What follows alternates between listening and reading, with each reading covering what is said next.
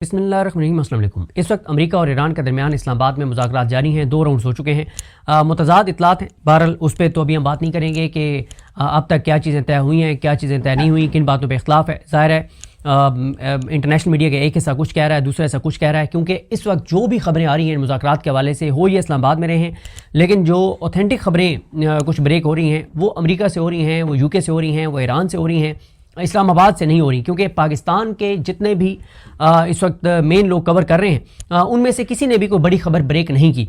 और जो बहुत से हमें प्रोमिनेंट फेसेस नज़र आते हैं वो इस वक्त वज़ारत इत्तलात की जानिब से जो एक मीडिया सेंटर जना कन्वेंशन सेंटर में कायम है उसकी खुशामद पे लगे हुए हैं। यानी इस वक्त तक पाकिस्तान के मीडिया से मुतल्लिक जो प्रोमिनेंट लोग हैं, जो प्रो गवर्नमेंट हैं, जो प्रो PMLN हैं, जो खबरें ब्रेक कर सकते थे, उन्होंने अब तक 3 जो सबसे बड़ी खबरें ब्रेक की हैं उसमें से पहली ये है कि जो कन्वेंशन सेंटर में मीडिया सेंटर है उसमें वाईफाई बहुत ज़बरदस्त स्पीड आ रही है, उसकी शानदार स्पीड आ रही है, फ्री है, और कोई भी वहाँ पे वाईफाई कनेक्ट करके और कहीं भी कॉल कर सकता है, वीडियो कॉल कर सकता है, चैट कर सकता है, वीडियो भेज सकता है, वीडियो अपलोड कर सकता है। यानी सबसे बड़ी खबर उन्होंने ये ब्रेक की है। दूसरा उन्होंने कहा जी चाय शाय खाना शाना ये वो खाने पीने की चीज़ें बेहतरीन मिल रही हैं यहाँ पे, बिल्कुल ज़बरदस्त चीज़ें। और तीसरा यह है कि वॉशरूम बड़े साफ़ सुथरे हैं। यानी ये इस वक्त तक पाकिस्तानी मीडिया जो कवरेज कर रहा है तो सबसे बड़ी 3 खबरें ये ब्रेक की हैं।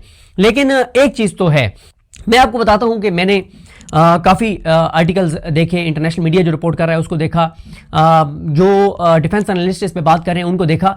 इस वक्त तक 99% इंटरनेशनल मीडिया हो या डिफेंस एनालिस्ट हो वो यही बता रहे हैं कि इस वक्त अगर कोई ताकत के साथ टेबल पर बैठा है तो उसका नाम ईरान है, वो ईरान है। क्यों? क्योंकि इस वक्त अमेरिका कमज़ोर पोजीशन में है, ट्रंप लूज़र है, ट्रंप हार चुका है, ट्रंप को शिकस्त हो चुकी है। और ये ऐसे हवा में बात नहीं है, 33-34 ऐसे पॉइंट्स मैं आपके सामने रखता हूं जो ये बताते हैं कि ट्रंप और अमेरिका ये जंग हार चुके हैं। जो ईरान है उसने तने तनहा अमेरिका जो खुद को सुपर पावर कहता है और अमेरिका का जो पंटर है, अमेरिका का जो मशरिक़ वस्ता में अमेरिका ने जो कुत्ता रखा हुआ है इसराइल, इन दोनों को ईरान ने शिकस्त दी है। और तने तनहा दुनिया के किसी मुल्क को नहीं कहा ईरान ने कि हमारे साथ डिफेंस पैक्ट करो, ईरान ने दुनिया के किसी मुल्क को नहीं कहा कि फौजें भेजो, ईरान ने दुनिया के किसी मुल्क को नहीं कहा कि हमें असला भेजो, ईरान ने दुनिया के किसी मुल्क को नहीं कहा कि हमें अपनी एयरफोर्स दो, ईरान ने दुनिया के किसी मुल्क को नहीं कहा कि हमें अपने पायलट दो। तने तनहा लड़ा है, कोई एक दुनिया का मुल्क ईरान के साथ नहीं था, अकेला लड़ा है।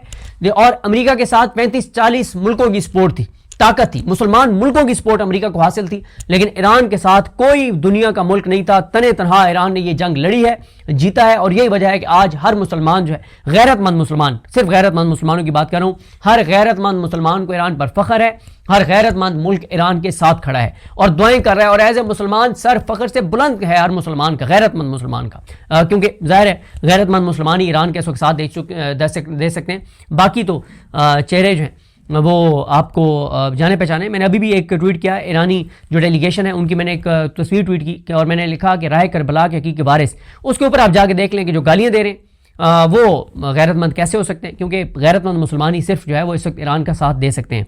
और अल्हम्दुलिल्लाह 99% मुसलमान जो हैं वो इस वक्त ईरान के साथ खड़े हैं। 1% ज़ाहिर है हर जगह होते हैं, गंदे लोग होते हैं।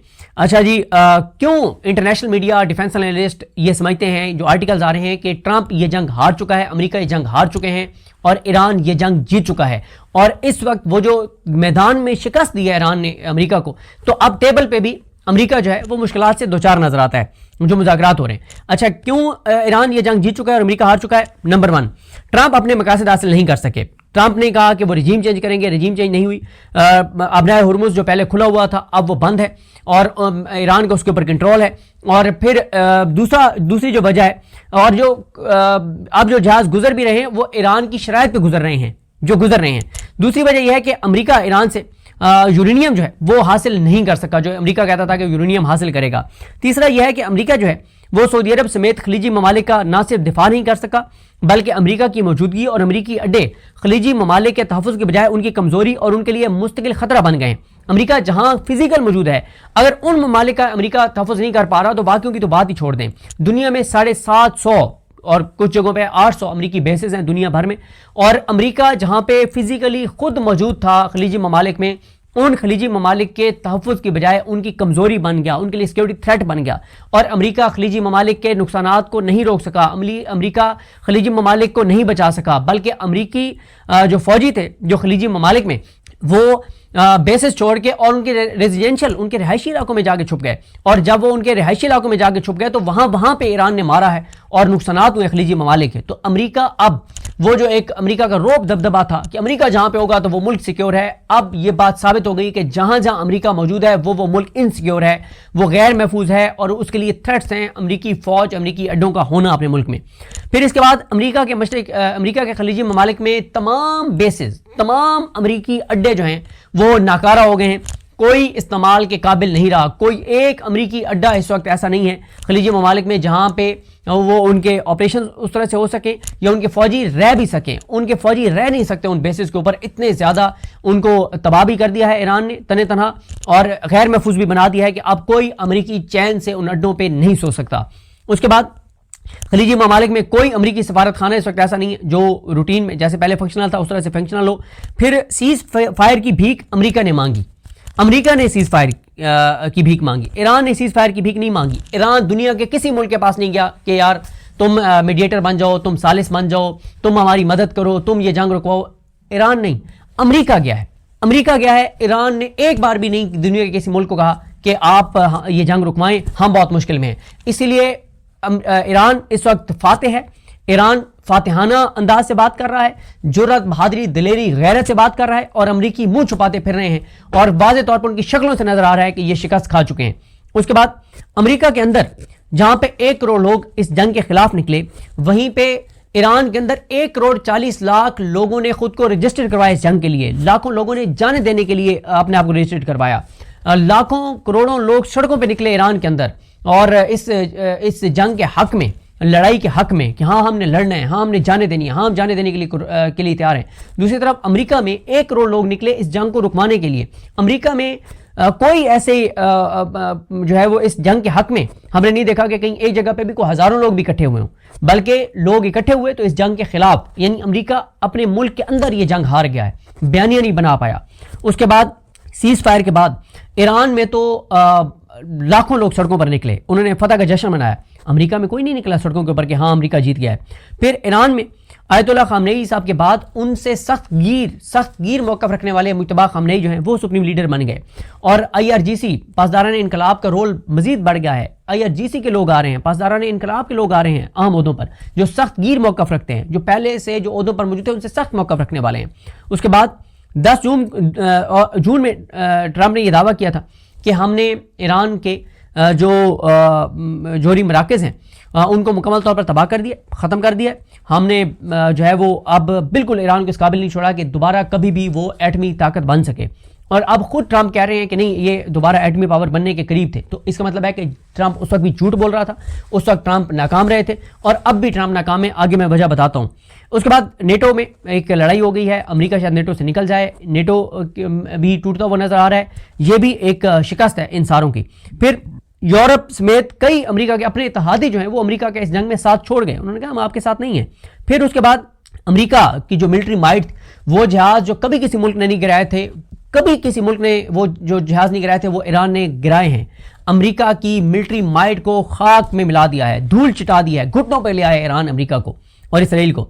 और ईरान जो है वो अपने हुर्मुज़ से जो टूल वसूल करेगा, जो टैक्स वसूल करेगा, उसके मुताबिक यह है कि कहीं पे आ रहा है कि $50 अरब सालाना, कहीं पे $70 अरब और $100 अरब तक सालाना का बताया जा रहा है कि जो ईरान कमाएगा, उससे अंदाज़ा लगाएं। उसके बाद बहुत ज़्यादा डिस्कशन हो रही है कि मिड टर्म इलेक्शन ट्रंप हारता हुआ नजर आ रहा है। फिर इसके बाद ये भी कि ट्रंप का मुआवजा हो सकता है। फिर अमेरिका के अंदर महंगाई की वजह से चीखें बहुत ज़्यादा, ट्रंप अनपॉपुलर हो रहा है मजीद।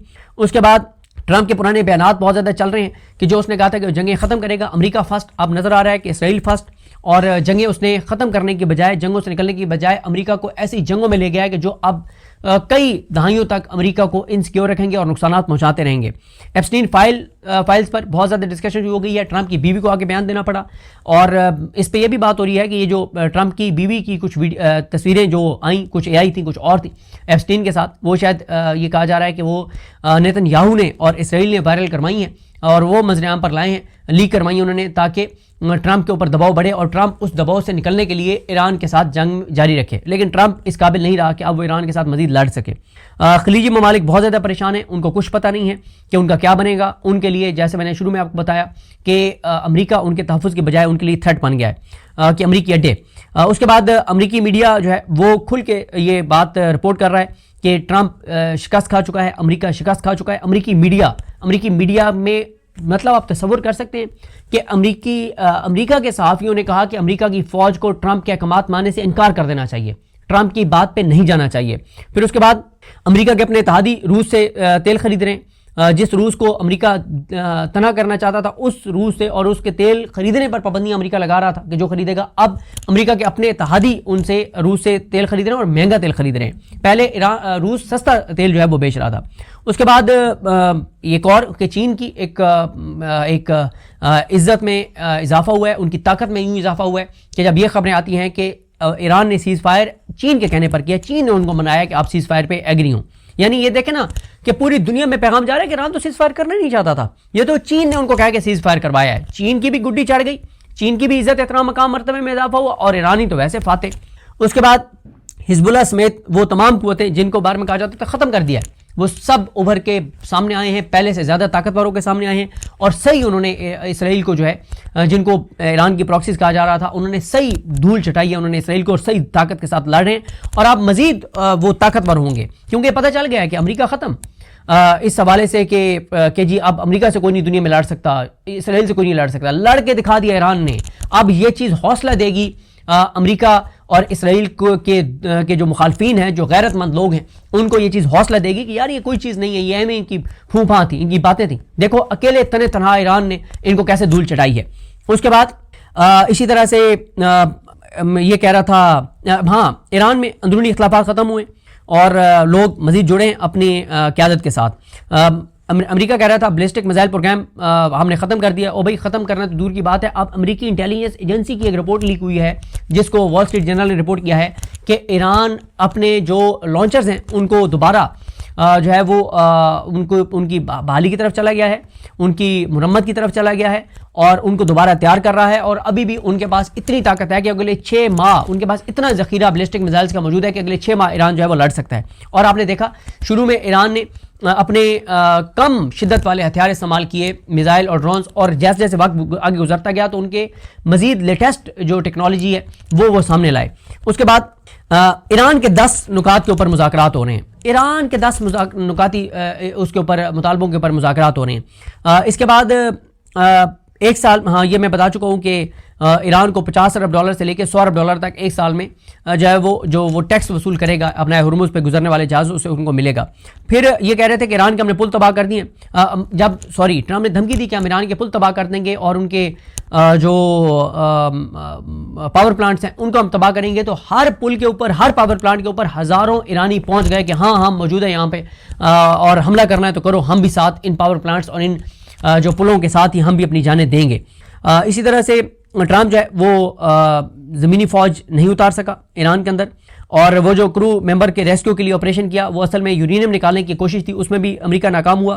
ایران نے امریکہ کے جہاز گرا کے ساری دنیا کو حیران کر دیا۔ ایران جو کہتا رہا وہ کر کے دکھاتا رہا۔ ٹرمپ کے اندرونی اختلافات بڑھ رہے ہیں، اس لیے اس کو اپنے آرمی چیف آف سٹاف کو ہٹانا پڑا، مزید لوگوں کو ہٹائے گا اور جو بھی سچ انٹرنلی بولتا ہے اس کو ٹرمپ ہٹا دیتا ہے۔ اور حالات یہ ہیں کہ یہ 35واں پوائنٹ یہ ہے کہ امریکی نائب صدر آیا ہوا ہے اور اس کے ساتھ ایران کا اسپیکر مذاکرات کر رہا ہے۔ آپ اندازہ لگائیں، امریکی نائب صدر اور ایران کا اسپیکر۔ تو ایران نے بتایا ہے کہ بھائی تم لوگوں کی اتنی حیثیت اور اوقات نہیں ہے کہ ہم کوئی مطلب اپنی کوئی سے اوپر کی قیادت کے مطلب ہم بھیجیں۔ تو انہوں نے کہا ہمارا اسپیکر تمہارے ساتھ مذاکرات کرے گا، تمہارے نائب صدر کے ساتھ۔ تو بہرحال جی یہ 35 وہ پوائنٹس ہیں جو انٹرنیشنل میڈیا پر آ رہے ہیں، مختلف آرٹیکلز میں آ رہے ہیں، مختلف دفاعی تجزیہ کار کہہ رہے ہیں، اور اسی لیے ایران اسٹرینتھ کے ساتھ، طاقت کے ساتھ ٹیبل پر بیٹھا ہے، شکست کے ساتھ نہیں بیٹھا، کمزوری کے ساتھ نہیں بیٹھا، طاقت کا۔ ابھی آپ دیکھ لینا کہ کون دو فریق بیٹھے ہیں، زیادہ پاورفل کون ہے تو وہ ایران ہے۔ وہ ایران جو تنہا ہے، دنیا کا کوئی ملک اس کے ساتھ نہیں ہے، اور اسلامی ملک بھی کئی جو ہیں وہ امریکہ کے ساتھ کھڑے ہیں، جہاں پہ امریکہ کے اڈے ہیں، امریکہ کی سپورٹ ہے، امریکہ کے اندر وہ انویسٹمنٹ کرتے ہیں اور امریکہ کے ساتھ ٹریڈ کرتے ہیں، وہ بھی امریکہ کے ساتھ کھڑے ہیں۔ اکیلا ایران امریکہ اسرائیل 35-40 ملک، طاقت، پیسہ، اور ادھر ایران ہے جس کے اوپر پچھلے 47 سال سے پابندیاں ہیں. ایسی پابندیاں ہیں کہ پاکستان کے ساتھ بارڈر لگتا ہے ایران کا، لیکن پاکستان اسے گیس اور تیل نہیں خرید سکتا. یہ پابندیاں ہیں ایران کے اوپر. تو ایران نے دکھا دیا ہے کہ اللہ کی مدد کیا ہوتی ہے، اللہ کی غیبی مدد کیا ہوتی ہے، اللہ کے اوپر توکل کیا ہوتا ہے. اور وہ جو ایک شعر بھی ہے کہ کافر ہے تو شمشیر پہ کرتا ہے بھروسہ، مومن ہے تو بے تیغ بھی لڑتا ہے سپاہی. ایران نے بتا دیا ہے کہ وہ کربلا کے حقیقی وارث ہیں. انہوں نے بتا دیا ہے کہ وہ حسینی ہیں. انہوں نے بتا دیا ہے کہ اللہ کی غیبی مدد پر اگر کوئی مسلمان ملک توکل کر کے اسرائیل اور امریکہ سے لڑ سکتا ہے تو وہ صرف ایران ہے.